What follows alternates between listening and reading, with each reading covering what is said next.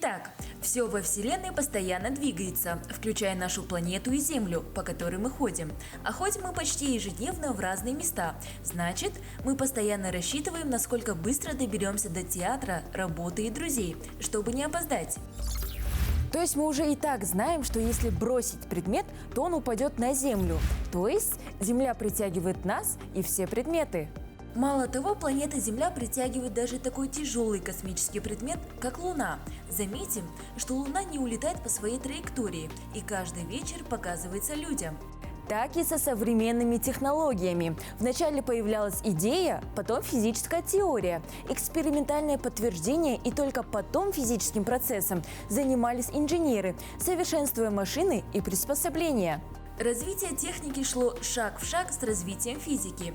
Если в 18 и 19 веке от момента физического открытия до его претворения в практику проходили десятилетия, то теперь век развитых коммуникаций, придуманных, кстати, физиками. Это происходит за месяцы. Зная эти законы, можно понять, что физика присутствует в нашей жизни каждый день. Например, утром вы встали с кровати, пошли в ванную комнату, идете медленно и нужно ускориться. Это закон скорости движения. Зеркало – отражение. Вода из крана льется в раковину, а не в лицо. Гравитация. Ну а давление на тюбик – это закон Паскаля. Я забыла упомянуть о силе трения при чистке зубов и мытье рук. Но к тому же использование полотенца – это капиллярное давление. В конце 19 века физики поняли природу электромагнитных явлений на классическом уровне, и за этим последовало появление электричества не только в физических лабораториях, но и в избах отдаленных деревень.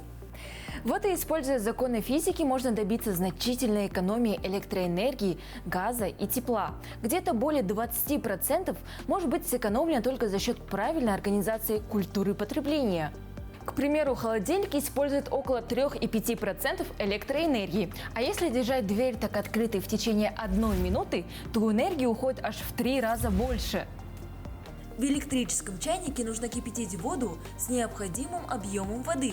При полном наполнении энергии затрачивается больше. Или зарядное устройство, включенное в розетку без телефона, потребляет электричество, что приводит к лишним затратам электроэнергии.